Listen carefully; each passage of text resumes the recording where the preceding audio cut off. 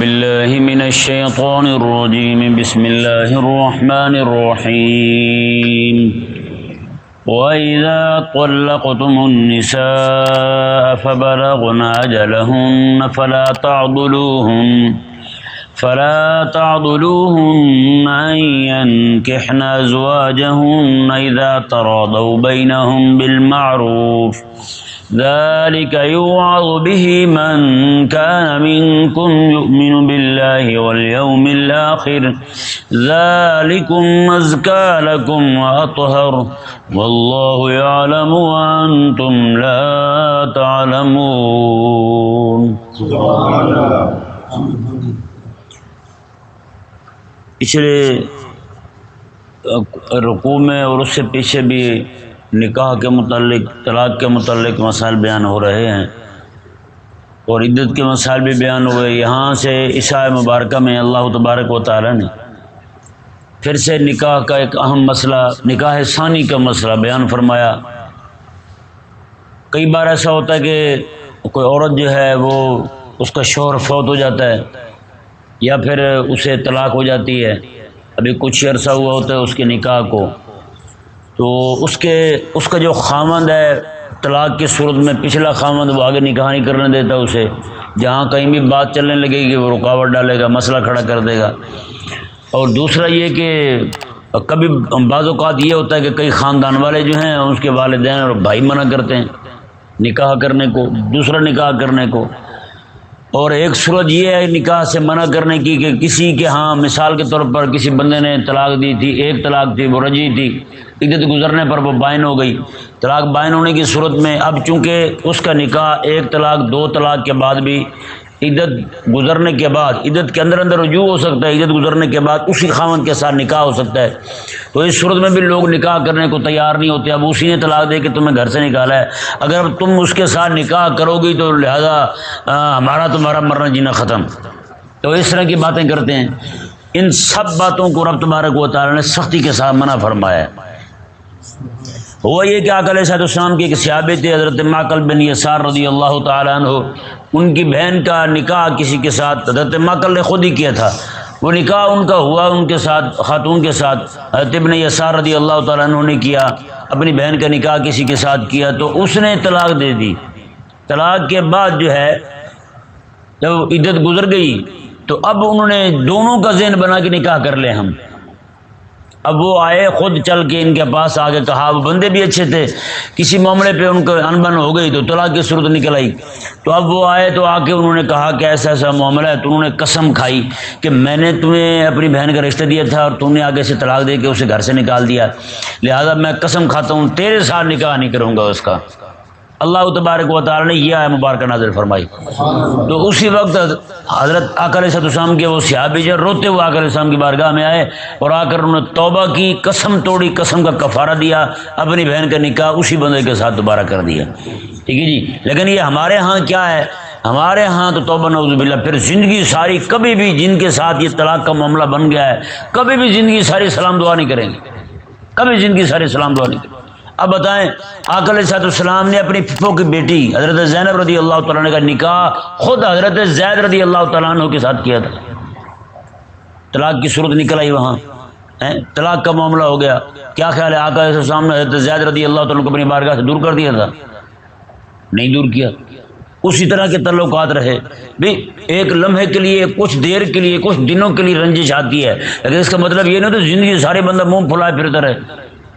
یہ بھی ایسے ہی جیسے دوسرے عقد ہوتے ہیں، وہ عقد نہیں ہوا تو کیا خیال ہے بندہ تعلقات زندگی ساری کے لیے ختم کر دیتا ہے. ایک ان کا نبھا نہیں ہو سکا رشتے کا، چلو 4 دن کے لیے رنجش ہے، اسے ختم کر کے بندہ مل بیٹھے. آپسی رشتے دار آپس میں چچے زاد بھائی زندگی ساری نہیں بولیں گے. یہ طریقہ ٹھیک نہیں ہے. یہ ہمارے ہاں ہی پایا جاتا ہے، پتہ نہیں کیوں پایا جاتا ہے. اچھا دوسرا معاملہ وہ نکاح کرنے سے منع کرنے والا. ابھی بھی ہمارے ملک پاکستان کے اندر ایسے کو خاندان ہیں، قبیلے ہیں جو دوسرے نکاح کو تو پورا عیب ہی سمجھتے ہیں، ایسے گناہ سمجھتے ہیں. رب تبارک و تعالی نے کیا تربیت فرمائی ہے، یہ آیت مبارکہ دیکھیں جی. رب تعالیٰ نے ارشاد فرمایا کہ وَإِذَا طَلَّقْتُمُ النِّسَاءَ فَبَلَغْنَ أَجَلَهُنَّ، میں جب تم عورتوں کو طلاق دے دو اور وہ اپنی عدت پوری کر لیں، فَلَا تَعْضُلُوهُنَّ أَن يَنكِحْنَ أَزْوَاجَهُنَّ، تو تم ان عورتوں کو مجبور نہ کرو، ان عورتوں کو نکاح کرنے سے منع نہ کرو کہ وہ اپنے تجویز کردہ شوہروں کے ساتھ نکاح کر لیں، جو انہیں پسند ہو جسے وہ تجویز کریں اس کے ساتھ نکاح کر لیں، تم رکاوٹ نہ ڈالو۔ یہاں پر اس شوہر کو بھی منع کیا جا رہا ہے کہ وہ بھی نہ روکے، سابق شوہر طلاق جس نے دی ہے وہ شوہر بھی منع نہ کرے، اور ساتھ ساتھ اس کے گھر والوں کو بھی منع کیا جا رہا ہے کہ وہ اگر اپنے سابق شوہر کے ساتھ نکاح کرنا چاہتی ہے تم اسے منع نہ کرو، تمہارے لیے منع کرنا جائز نہیں ہے۔ رب تبارک و تعالیٰ نے ارشاد فرمایا اذا تراضوا بینہم بالمعروف، جب کہ وہ راضی خوشی نیکی کے طریقے کے ساتھ باہم رضامند ہیں تو تمہارے لیے جائز نہیں ہے کہ تم منع کرو۔ ذالک یوعظ بہ اللہ اکبر، یہ تربیت کا انداز دیکھیں جی اسلام کا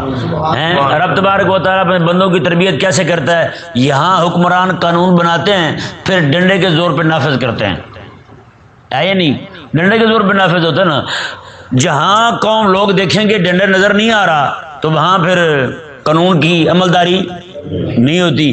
جیسے آپ دیکھ رہے ہیں دن کے وقت سارے جناب یہاں کھڑے ہوں گے چوکنے ہو کے پولیس والے، تو لوگ قانون کو دیکھتے ہیں، پھر نہیں جی نہیں، وہ اشارہ جو ہے اسے عبور نہیں کرنا، پولیس کھڑی ہے،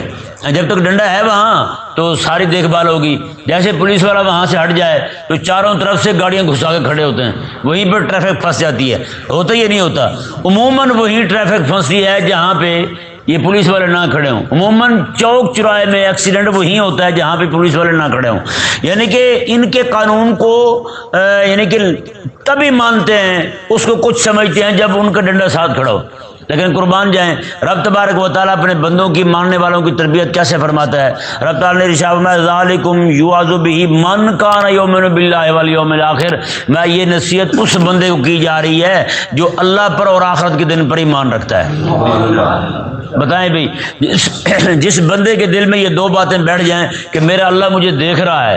تو بتائیں اسے اکیلے گھر میں بیٹھا ہوگا اسے پولیس کھڑے کرنے کی ضرورت ہے کوئی؟ ہے جی۔ اور جس بندے کے دل میں یہ بات بیٹھ جائے،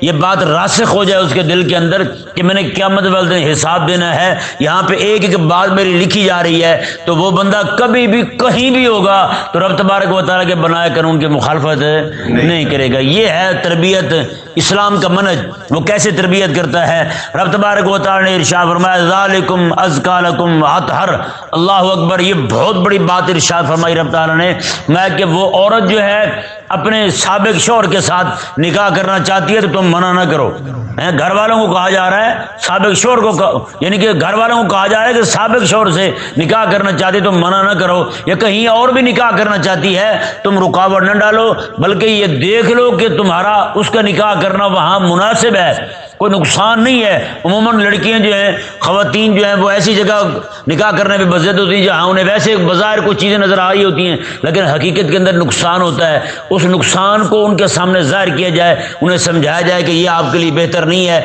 لہٰذا آپ اس سوچ سے باز آ جائیں۔ جی، جہاں نفع بھی ہو وہاں آپ دیکھ رہے ہیں وہاں نبھا بھی ہو سکتا ہے، وہاں صرف اپنی ظاہری ناک بچانے کے لیے نکاح نہ کرنا،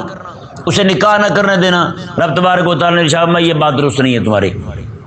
ذالکم ازکیٰ لکم واطہر، میں کہ تمہارا ان کے ساتھ نکاح کر دینا یہی بہتر ہے، ازکیٰ یہی تمہارے لیے سب سے ستھری بات ہے، واطہر اور سب سے زیادہ پاک بات یہی ہے تمہارے لیے۔ کیوں کہ آج تو نکاح کرنے سے ناک نیچا ہو رہا ہے نا، کل کو وہ بھاگ گئی پھر تو کٹ کے نیچے جا گرے گا، وہ بھی گٹر میں ہے ہی نہیں، پھر کہاں جائے گا؟ آج جو ناک کا مسئلہ بنائے پھرتا ہے، کل کو وہ دوڑ گئی اس کے ساتھ۔ آج تو ویسے آپ کو پتہ ہے بھی رابطے کیسے جناب تیز ہوتے ہیں، آج کل تو وہ بات ہی نہیں رہی، نعوذ باللہ من ذالک۔ جیسے پہلے اس طرح کے مسائل ہوتے تھے لیکن بہت کم ہوتے تھے، پورے یعنی 5000 لوگوں پر مشتمل گاؤں ہے نا، وہاں 1-2 خواتین ہوتی تھیں جن کے بارے میں پتہ ہوتا تھا یہ اس نے مائی صاحبہ نے خود سپیڈ کے ساتھ چل کے نکاح کیا اپنا، یعنی اپنی مرضی کے ساتھ کیا دوڑ کر۔ لیکن آج تو معاملہ ہی ہو رہا ہے، آج تو لائنیں لگی ہیں دارالامان میں، جا کے دیکھیں یا آگے پیچھے جا کے دیکھیں وہ کتنی خواتین ہیں جو گھر سے جناب بھاگ آتی ہیں، پھر ان کے وہاں آگے نبھا نہیں ہوتا، پھر جناب دارالامان میں پڑی ہیں، زندگی ساری کے لیے وہیں پڑی وہاں نعوذ باللہ من ذالک بڑے بڑے وزیر مشیر جو ہیں ان کو ان ذلیلوں کی، ان کمینوں اور جو بھیڑی ہیں ان کی ہوس پوری کرنے کے لیے وہاں سے لڑکیوں کو بھیجا جاتا ہے دارالامان سے۔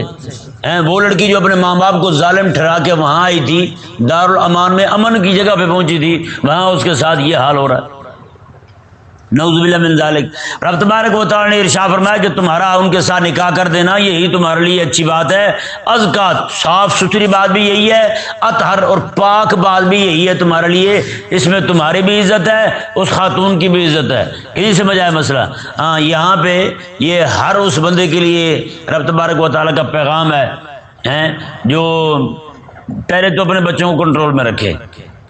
نہیں سمجھ آیا مسئلہ؟ اگر ایسا ہے معاملہ کہ جناب وہ ہو گیا کہیں، یعنی دل جڑ گیا ہے اس کا خاتون کا کہیں بھی، تو پھر دیکھے اگر وہاں پہ بنتا ہے تو پھر کر دے، پھر نہ کرے۔ کہ نہیں سمجھ آیا مسئلہ؟ ہاں، کف بھی ہو، یہ نہ ہو کہ لڑکی گند پہ گرنے چاہتی ہو تو پھر جناب ایسے بندہ اڑی کرتا رہے، یعنی کہ پھر اسے سمجھائے ضرور، اسے سمجھائے، پھر اپنا اس کے نفع نقصان اسے بتا دے، اگر پھر بھی مرتی ہے تو پھر ٹھیک ہے، رخصت کر دی جائے، اسے کہا جائے ٹھیک ہے مزے کرو، پھر تم جو چاہو تم کرو۔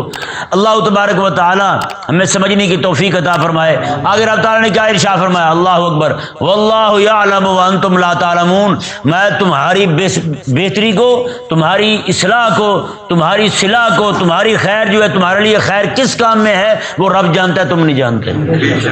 دوسرا نکاح کر دو، تمہیں کوئی مسئلہ نہیں ہے، تم اپنی مصلحتیں لے کے بیٹھے ہو اور نہیں جی دوسرا نکاح ہماری برادری میں جائز نہیں ہے۔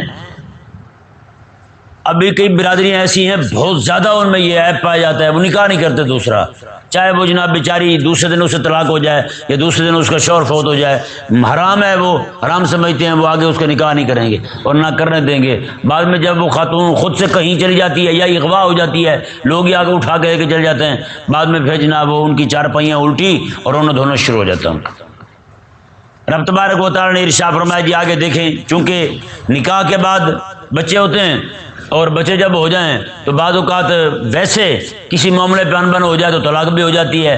تو اب بچے کے دودھ پلانے کا مسئلہ آیا، رضاعت، دودھ پلانا، وہ کون دودھ پلائے گی اور کیسے دودھ پلائے گی، یہ رب تبارک و تعالی نے اگلی پوری آیت مبارکہ کے اندر یہی حکم بیان فرمایا۔ اب یہ ذہن میں رہے، ایک عورت وہ ہے جو نکاح کے بعد اس کی طلاق نہیں ہوئی، اپنے شوہر کے گھر میں ہی ہے، دودھ پلانا ہے تو دودھ پلانے کی اجرت نہیں لے سکتی، وہ اپنے شوہر سے اجرت نہیں لے سکتی۔ خاوند نان نفقہ، روٹی پانی اور کپڑے اور جو سہولت گھر کے رہنے کی رہائش کی وہ دے گا، وہ اس کو بطور بیوی کے دے گا۔ کس طرح دے گا؟ بطور بیوی کے دے گا۔ اگر اس عورت میں اور بندے میں، میاں بیوی میں جدائی ہو جاتی ہے، طلاق ہو جاتی ہے، اب صورت کیا ہوگی؟ اب صورت جو ہے نا وہ یہ ہوگی کہ عورت جو ہے وہ نہ کر دیتی ہے، میں دودھ نہیں پلاتی، مجھے اجرت دو تب دودھ پلاؤں گی، کیونکہ بچہ تو باپ کا ہے نا، نسب تو اسی کا چلے گا، عورت کو تو نسب چلنا نہیں، بچہ باپ کے پاس ہی جاتا ہے جی۔ اس کے بعد تو اب صورت یہ ہوگی کہ وہ خاوند جو ہے وہ اس عورت کو اسر کے لیے اجنبی ہو گئی، اگر جو اس کے بیٹے کی ماں ہے تو اب وہ عورت مطالبہ کر سکتی ہے کہ مجھے اس کا خرچہ دو تو میں دودھ پلاؤں گی، ٹھیک ہے جی۔ اب دینا کتنا ہے؟ مرد امیر ہے تو عورت کو امیروں والا کپڑے بھی دے، امیروں والا کھانا بھی دے، اگر مرد عورت دونوں امیر ہیں تو پھر بھی امیروں والا کھانا چلے گا، امیروں والے کپڑے چلیں گے۔ اگر جناب مرد جو ہے وہ غریب ہے یا پھر دونوں ہی غریب ہیں تو پھر متوسط طبقے کا جتنا ہوتا ہے عام، یعنی کہ 1200 کا سوٹ اور اسی حساب سے کپڑے، اس طرح کا یہ خرچہ جو ہے وہ مرد پر، یعنی روٹی وغیرہ سارا کچھ دے گا اسے، یہ مرد پر لازم ہوگا۔ یہ اس کو بطور بیوی کی نہیں دے رہا کیونکہ میاں بیوی کا تعلق ختم ہو گیا، اب جو اسے جو کچھ بھی دے رہا ہے وہ اس کو بطور مرضعہ یعنی دودھ پلانے والی کے اس لیے دے رہا ہے کہ اس کے بچے کو دودھ پلا رہی ہے۔ اب یہاں پہ دونوں میاں بیوی باہم مشورے سے، یعنی کہ وہ صاحب کا بیوی جو ہے وہ باہم مشورے سے یہ بھی طے کر سکتے ہیں کہ اس کا دودھ جو ہے وہ کسی اور عورت سے پلوا دیں، جیسے عموماً پہلے ہوتا تھا، پہلے ہوتا تھا جیسے دودھ جو ہے نا وہ دیہاتوں کے اندر عموماً شہروں کی فضا جو ہے وہ آلودہ، اور وہاں کی زبان جو ہے شہروں میں چونکہ لوگ باہر سے آ کے رہتے ہیں ان کی وجہ سے لوگوں کی زبانیں بھی مختلف قسم کی ہو جاتی ہیں، باہر کے الفاظ اس میں ملتے خالص زبان بھی نہیں رہتی، عموماً شہروں میں خالص غذا بھی نہیں پہنچتی۔ یہ والے معاملات جو ہیں یہ بڑے سارے ہوتے تھے، تو لوگ جو ہے نا اپنے بچوں کو دیہاتوں میں اور گاؤں میں بھیج دیا کرتے تھے دودھ پلوانے کے لیے، بچوں کی پرورش وہیں ہوتی تھی، ایک تو کھانے پینے کی چیزیں انہیں خالص ملتی تھی، بچے بھی طاقت والے ہوتے تھے، اور دودھ بھی پیتے تھے وہاں خواتین کا وہ بھی خالص ہوتا تھا، اس میں بھی کسی طرح کی کوئی ملاوٹ نہیں ہوتی تھی، اور زبان بھی ان کی خالص ہوتی تھی۔ ہے جی، جیسے یہاں ہمارے ہاں لوگ جو ہیں ان کی انگریزی بولنے والے ہیں تو انگریزی کے 4 لفظ گھس گئے، کسی اور علاقے کے ہے تو وہ بھی 4 گھس گئے، ہے یہ نہیں؟ جیسے اردو بولنے والے بول رہے تھے یار ایم اے تنگ کر رہا ہے مجھے، بندہ پوچھے بھی ایم اے کیسے ایم اے آ گیا یہاں، ایم اے کا تو تعلق ہی نہیں بنتا۔ ایک بندہ خالص اردو بول رہا ہے، کہتا ہے میں نے تو جانا ہے وہاں بڑھ جانا ہے بس۔ اب بڑھنے کا تعلق کیا ہے اس میں بڑھنے کے ساتھ؟ اس میں اردو میں بڑھنا کیسے آ گیا بھائی؟ کیسے باڑھ دیا آپ نے؟ یہ سمجھ سے باہر آتا ہے۔ تو ایسی باتیں جو ہے نا وہ عموماً یہ گھس جاتی ہیں، ان کی زبان بھی خالص نہیں رہتی شہروں میں زبان خالص نہیں رہتی، وہ 4 ان کی جیسے ہماری اردو زبان ہے، وہ اردو کا معنی ہی لشکر ہے، اردو کا معنی لشکری ہے، یعنی کہ جب ہندوستان کے اندر ہمارے مسلمان حکمران تھے تو اس وقت مختلف علاقوں کے مجاہد یہاں جمع ہوئے، فوجی وہ جمع ہوئے، تو وہ ترکی کے ادھر ادھر کے دائیں بائیں کے سارے یہاں جمع ہوئے، عربی بھی تھے ان میں، فارسی بھی بولنے والے تھے، تو یہاں آنے سے ان کی جو بولی اکٹھی ہوئی نا ساری، وہ ایسے سمجھے معجون تیار ہوا، وہ ہماری بولی نکل آئی وہاں سے۔ یہ ہماری بولی کوئی اتنی پرانی نہیں ہے، اس کی عمر بہت تھوڑی ہے اردو کی، یہ ابھی کی ہے۔ اس کا سب سے پہلا شاعر جو ہے وہ حضرت امیر خسرو رحمہ اللہ ہیں، ان کا سب سے پہلا کلام جو ہے انہوں نے اس کو ترتیب دیا ہے، یعنی کہ اس کو وزن کے حساب سے، یہ شاعرانہ انداز سے حضرت امیر خسرو رحمہ اللہ نے ترتیب دی ہے، وہ سب سے پہلے شاعر ہیں اردو زبان کے۔ تو آپ اندازہ لگائیں کہ یہ زبانیں جو ہے نا شہروں کے اندر خالص نہیں ہوتی، تو اس لیے لوگ پہلے اپنے بچوں کو بھیجا کرتے تھے کہ وہ جا کے گاؤں میں دیہاتوں میں دودھ پئیں، تو ان کی وہ ایک تو جسم کی ہڈیاں مضبوط ہوں۔ آپ کو پتہ ہے خواتین کے دودھ میں تو ایک طرح کی طاقت ہوتی ہے، خاتون کا دودھ پینے سے بچے میں طاقت آئے گی، اپنی ماں کا دودھ پینے سے فطری محبت آئے گی۔ کوشش کرنی چاہیے کہ بچہ جو ہے اپنی ماں کا دودھ ہی پیے، لیکن اب چونکہ مائیں جو ہے نا عموماً آج کل کی نئی مائیں جو آ رہی ہیں وہ چونکہ ڈیوٹی پہ ہوتی ہیں، دفتر میں جاتی ہیں، آفس میں جاتی ہیں، تو بچے جو ہیں وہ مجبوراً ڈبے کے دودھ پیتے ہیں۔ گھر میں ابا ہوتا ہے یا ڈبا ہوتا ہے، یا پھر ابا بھی نہ ہو تو پھر گھر میں ملازم ہوتا ہے، وہ جناب ڈبے میں سے دودھ نکال کے گھول کے پلاتا رہتا ہے بچے کو بیچارے کو۔ تو آپ بتائیں وہ فطری محبت نہیں رہتی تھی، ایک تو مجبوری بن گئی نا، دودھ پلانا جائز ہے، ڈبے کا دودھ پلا سکتے ہیں، جائز ہے، اس میں کوئی قباحت نہیں ہے، لیکن ایک فطری محبت جو ماں بیٹے میں ہوتی ہے وہ والی نہیں ہوتی۔ آپ دیکھیں جتنے بچے اپنی ماں باپ سے دور رہتے ہیں نا، دودھ انہوں نے ڈبے کا پیا ہوا، ماں نے اپنا دودھ نہیں پلایا ہوگا، یہ پکی بات ہے۔ یہ الا ماشاء اللہ کئی لوگوں کو اللہ تبارک و تعالیٰ بدیت رکھ دے، آج بھی آپ یورپ کے ممالک میں چلے جائیں، یہ جتنے بھی ان کے ملک ہیں وہاں چلے جائیں، وہاں بچے ڈبے کا دودھ پیتے ہیں، مائیں دودھ نہیں پلاتی، اور وہی رواج ہمارے ہاں آ رہا ہے، تہذیب آ رہی ہے، بہت زیادہ لوگوں میں پھیل چکی ہیں، خواتین دودھ نہیں پلاتی، ان کو معاملہ ہوتا ہے جی حسن ضائع ہو جاتا ہے ہمارا۔ بتائیں بھائی، اس سے بعد میں بچہ ضائع ہو جائے، آپ کا بڑھاپا برباد ہو جائے، بدبودار ہو جائے آپ کا بڑھاپا، آپ پڑی رہے گھر میں، آپ کو پوچھے کوئی نہ، حسن آپ کو کہاں جائے گا؟ بتائیں بھائی۔ تو اتنی نقصان دہ باتیں وہ ہمارے سامنے نہیں ہیں، اس کے جو آخر میں جا کے انجام ہونا ہے نا وہ ہمارے سامنے نہیں ہے۔ تو آج ہوا کیا ہے، سارے جو ہیں وہ ڈبے کا دودھ پینے والے ہیں، رزلٹ یہ نکلا آج سگا بیٹا بھی نا بھائی کو نہیں جانتے، باپ کو پتہ کہ اتنے ہوئے تھے، باپ بھی وہ ان کا ڈبے والا ہی ہوتا ہے، انہیں پتہ کہ اتنے ہوئے تھے، تو اب بعد میں وہ کہیں دور دراز چلے گئے، جیسے مینڈکیں ہوتی ہیں بارش میں نکل آئیں تو بعد میں سارے تتر بتر ہو گئی، بعد میں کہیں سے ملنے آ بھی گئے تو نہ تو گھر سے روٹی ملے گی انہیں، نہ رہائش ملے گی، ہوٹل پہ رہیں گے روٹی بھی اپنی کھائیں گے، یا آئیں گے تو وہیں سے لے کے آئیں گے ٹفن میں روٹی، وہی بیٹھ کے کھائیں گے۔ تو وہ والی محبت نہیں رہی، ماں نے بھی بچہ جنم دیا تو نکل گیا، غائب ہو گیا۔ اب 30 سال پہلے کی رپورٹ آپ کو بتا رہا ہوں، برطانیہ کے اندر خاص طور پہ امریکہ کے اندر 60% بچے حرامی، جن کا پتہ ہی نہیں کہ ان کا ڈیڈ کون ہے، ابا کون ہے، ان کا کوئی پتہ نہیں، اور نعوذ باللہ آج تو ویسے ان کا نام جو ہے نا ابے کا نام لکھا نہیں جاتا، ماں کا نام لکھا جاتا ہے، اور وہی رواج ہمارے ہاں آ رہا ہے۔ ہمارے ہاں بھی سیم لینا تو ابے کا نام نہیں پوچھتے، اماں کا نام پوچھتے ہیں کہ نہیں۔ اور بھی معاملات میں اب ایسے ایسے یہاں یہی کر رہے ہیں، کیونکہ جس کا اپنا ابا نہیں ہے وہ ہمارا ڈیڈ ہے کہ نہیں، جو کچھ اس نے کہنا ہے وہی ہم نے اپنانا ہے اور اسی کو فالو کرنا ہے۔ تو اتنی نقصان دہ بات ہے۔ تو بھئی یہ ڈبے کا دودھ جو ہے نا اس کے بڑے نقصانات ہیں کہ وہ فطری محبت جو ماں کو اپنے بچے کے ساتھ اور بچے کو اپنی ماں کے ساتھ ہوتی ہے وہ والی ختم ہو رہی ہے۔ آج بھی آپ چلے جائیں، یہ ملتان کے اندر مشن ہسپتال ہے، یہ انوار صاحب جانتے ہیں، علاقہ قریب پڑتا ہے ان کے، تو وہ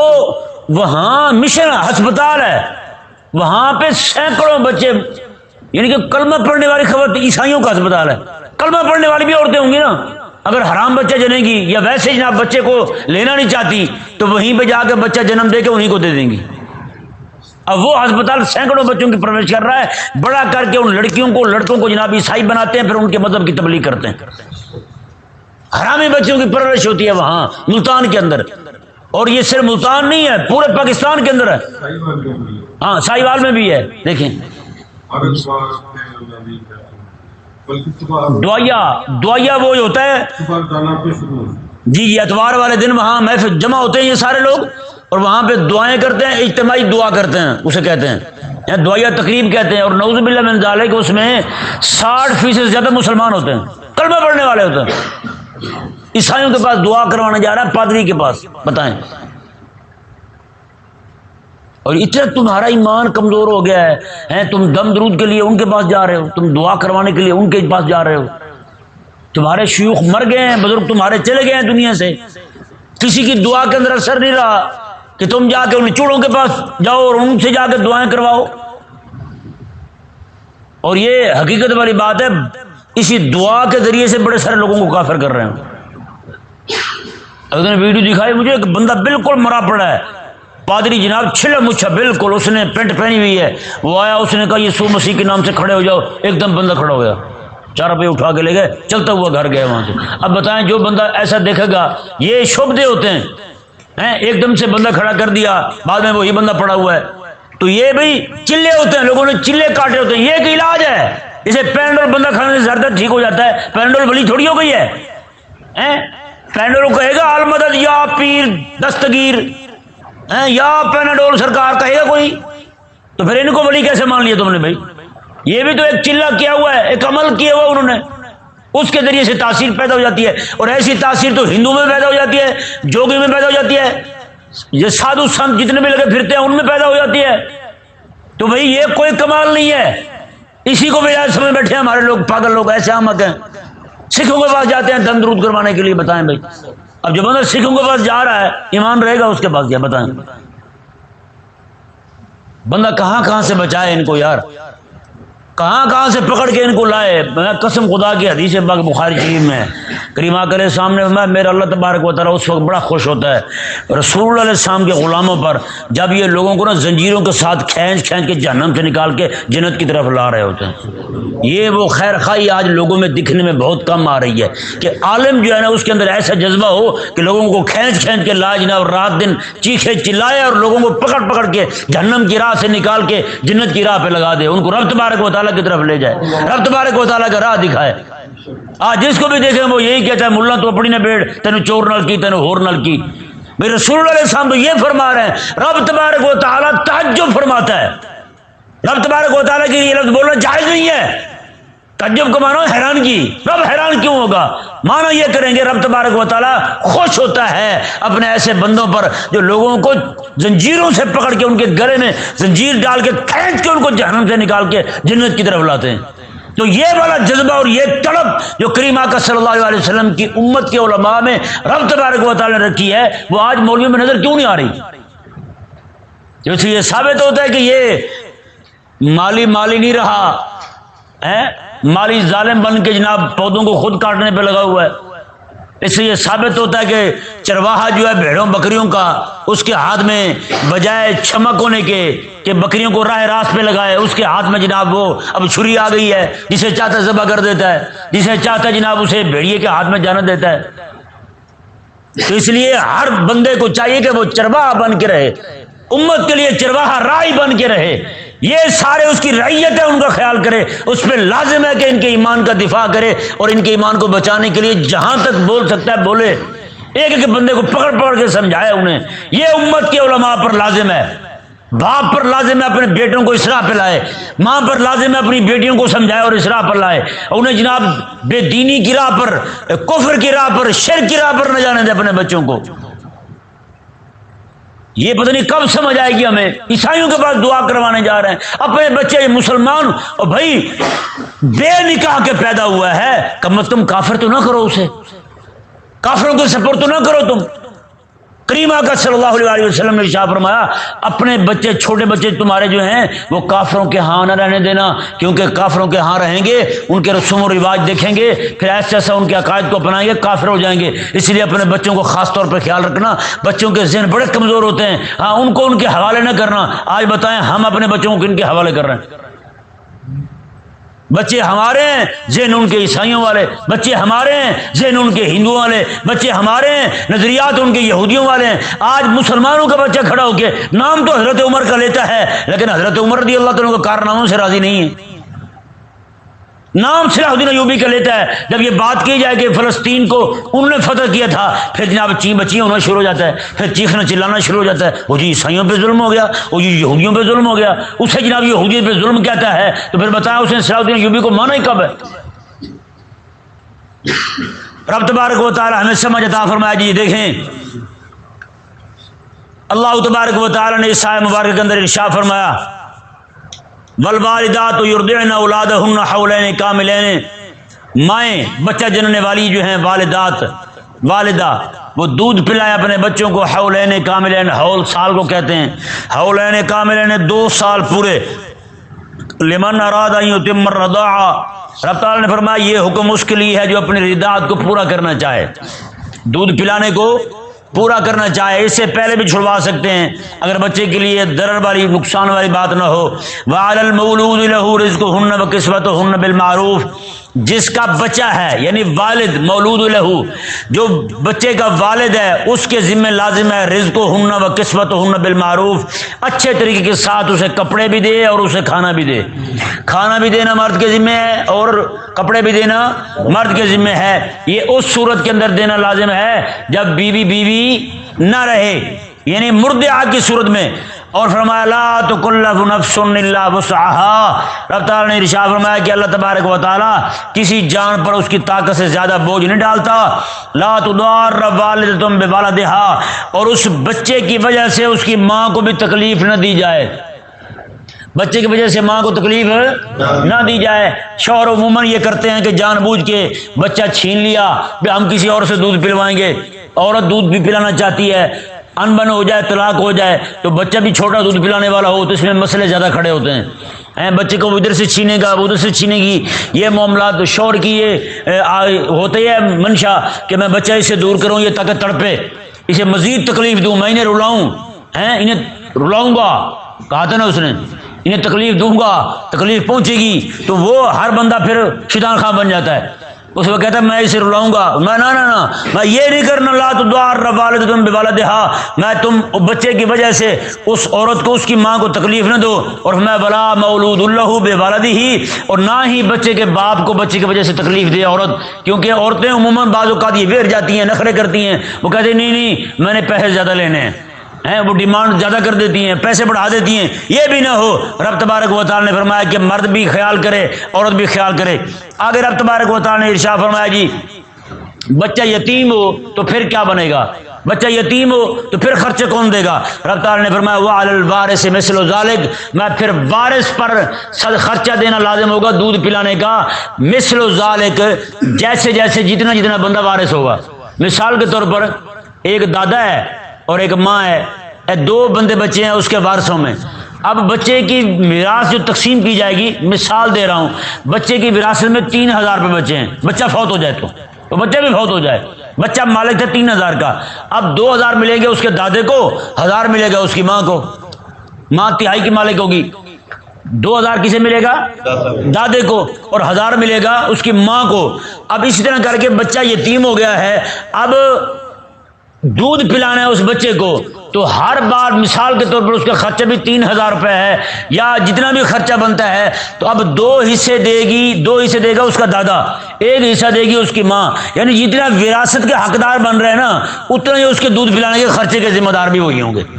مثال کے طور پر کسی کے 2 بھائی ہیں،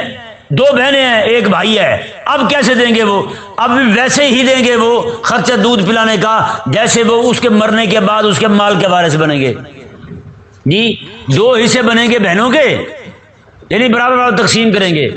کیسے تقسیم کریں گے؟ برابر برابر۔ مثال کے طور پر 4 روپے چھوڑ کے بچہ فوت ہوا چھوٹا، اب اس صورت میں 2 روپے ملیں گے بھائی کو اور 2 روپے ملیں گے ان دونوں بہنوں کو، بہنیں 1 روپے لے لیں گی، بھائی 2 روپے لے لے گا۔ اب اگر وہی بچہ یعنی کہ باپ فوت ہو گیا تو اب وہ 2 بھائی اور 1 بہن جو ہے ان کے ذمہ لازم ہے کہ ان کے دودھ پلانے کا خرچہ بھی دیں۔ وہ کیسے دیں گے؟ بھائی اکیلا 2 روپے دے گا اور بہنیں دونوں مل کے 2 روپے دیں گی۔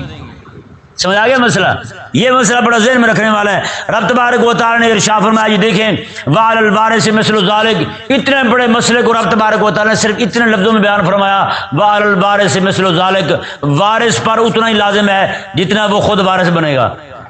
لے گا نا آگے وارث بنے گا تو جتنا بچے کے مرنے کے بعد لے گا اتنا جناب اس کے ذمہ وہی ادا کرنا بھی اس کے ذمہ ہے، جتنا لینا اس کے لیے جناب ثابت ہو رہا ہے۔ رب تبارک و تعالی نے ارشاد فرمایا، فَإِنَّ أَرَادَ فِصَالًا عَن تَرَادٍ مِّنْهُمَا وَتَشَاوُرٍ فَلَا جُنَاحَ عَلَيْهِمَا، میں اگر وہ مدت سے پہلے ہی دودھ چھڑانا چاہیں باہمی رضامندی کے ساتھ، وہ بچے کی ماں اور بچے کا والد وہ پہلے دودھ چھڑانا چاہیں تو رب تبارک و تعالی نے باہمی مشورے کے ساتھ، وتشاور باہمی مشورے کے ساتھ دودھ چھڑانا چاہیں تو وہ چھڑا سکتے ہیں۔ فلا جناح علیہما، ان پر کوئی گناہ نہیں ہے، ان پر کوئی گناہ نہیں ہے، دودھ پہلے چھڑا سکتے ہیں۔ رب تعالی نے فرمایا وَإِنْ أَرَدْتُمْ أَن تَسْتَرْضِعُوا أَوْلَادَكُمْ، اور اگر تم چاہو کہ دودھ تم اپنے بچوں کو باہر سے کسی عورت سے پلاؤ تو فلا جناح علیکم، اس میں تم پر کوئی گناہ نہیں ہے۔ اذا سلمتم ما آتیتم بالمعروف، جبکہ تم جس کے ساتھ جو طے ہوا ہے پرائی عورت کے ساتھ وہ تم اسے پورا پورا دے دو، اسے پورا پورا دے دو، یہ نہ لٹکا کے رکھو، پیسے طے کر کے بعد میں کہو کہ ہر سال آ کے 10 کلو گندم لے جانا، یہ بھی درست نہیں ہے۔ بعض اوقات ایسے لوگ بھی حرکتیں کرتے ہیں کہ آگے دودھ پلوا لیا، آگے عورت کو پھر ذلیل کرتے ہیں، اسے مکمل طور پہ اس کا معاوضہ نہیں دیتے۔ رب تبارک و تعالی نے فرمایا یہاں بھی معروف طریقے کے ساتھ تم نے ادا کرنا ہے، واتقوا اللہ، پھر وہی تربیت رب تبارک و تعالی نے فرمایا کہ میں ڈرتے رہو تم رب تبارک و تعالی سے، واعلموا، اور یہ یقین کر لو ان اللہ بما تعملون بصیر، اللہ تبارک و تعالی تمہارے تمام کاموں کو دیکھ رہا ہے۔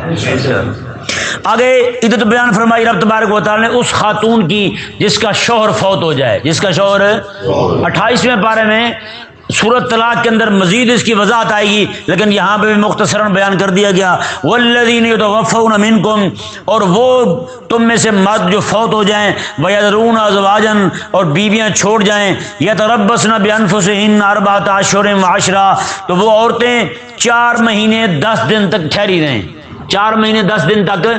ٹھہری رہیں، عدت گزاریں، آگے نکاح نہ کریں، نہ ہی نکاح کا پیغام دیں کسی کو، نہ ہی کسی کا پیغام قبول کریں، کیونکہ یہ پھر شوہر کے ساتھ بے وفائی ہوگی۔ ابھی بیٹھی اسی کے گھر میں ہے، عدت میں ہے، تو آگے سے بات شروع کر دی، پھر یہ جناب اسی انتظار میں تھی کہ وہ مرے تو میں آگے نکاح کروں، یہ اس نے کیا کیا؟ رب تبارک و تعالی نے ارشاد فرمایا، یہ ذہن میں رہے اگر وہ لونڈی ہے تو اس کی عدت بنے گی آدھی، اس کی عدت کتنی بنے گی؟ آدھی بنے گی۔ کتنی بنے گی؟ 5 دن، 2 مہینے 5 دن اس کی عدت بنے گی۔ رب تعالیٰ نے ارشاد فرمایا فَإِذَا بَلَغْنَ أَجَلَهُنَّ، جب یہ عورتیں اپنی عدت پوری کر لیں، فَلَا جُنَاحَ عَلَيْكُمْ فِي مَا فَعَلْنَ فِي أَنفُسِهِنَّ بِالْمَعْرُوفِ، پھر یہ جو کچھ بھی اپنے بارے میں کرنا چاہیں یعنی نکاح کرنا چاہیں تو رب تبارک و تعالیٰ نے فرمایا کہ ان پر کوئی گناہ نہیں ہے، وَاللَّهُ بِمَا تَعْمَلُونَ خَبِيرٌ، اللہ تبارک و تعالیٰ تمہارے تمام کاموں کی خبر رکھنے والا ہے۔ آگے دیکھیں جی، انتہائی اہم مسئلہ اسی کے تعلق سے بیان فرمایا کہ میں بھی اگر عورتیں نکاح کرنا چاہیں، کوئی بندہ اور بھی نکاح کرنا چاہے، خاص طور پہ عورت خوبصورت بھی ہو اور اس کے پاس مال بھی ہو، تو پھر ظاہر بات ہے کہ امیدوار بہت سارے کھڑے ہو جاتے ہیں نکاح کا پیغام دینے والے۔ رب تبارک و تعالیٰ نے فرمایا کہ تم نے پیغام دینا ہے تو کیسے دینا ہے؟ سیدھا سیدھا پیغام نہیں دینا، یہ جائز نہیں ہے۔ ہاں، اشارتاً کنایتاً اس تک بات پہنچا دی جائے، اس کے کان میں ڈال دی جائے کہ یہ کہہ دے کہ مجھے ایک نیک خاتون کی ضرورت ہے، میں نکاح کرنا چاہتا ہوں، یا پھر یہ کہہ دے کہ اگر جب آپ کی عدت پوری ہو جائے تو آپ ایک مرتبہ مجھے ضرور بتائیے گا، یہ بھی کسی کے ذریعے سے پیغام بھیج دے تو وہ جناب اس تک بات پہنچا دے، اس طرح کی کوئی بات کر دے تو یہ اس کے لیے کہنا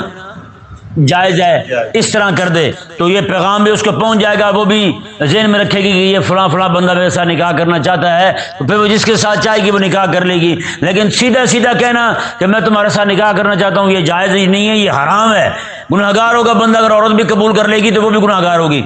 رب تبارک و تعالی نے اس آیت مبارکہ میں یہی مسئلہ بیان فرمایا، وَلَا جُنَاحَ عَلَيْكُمْ فِي مَا عَرَّضْتُمْ بِهِ مِنْ خِطْبَةِ النِّسَاءِ، میں تم پر کوئی گناہ نہیں ہے کہ تم عورتوں کو پھر نکاح کا پیغام بھیجنے کے لیے تعریض کرو، اشارتاً کہو، او اکننتم فی انفسکم، یا پھر بات دل میں ہی چھپائے رکھو،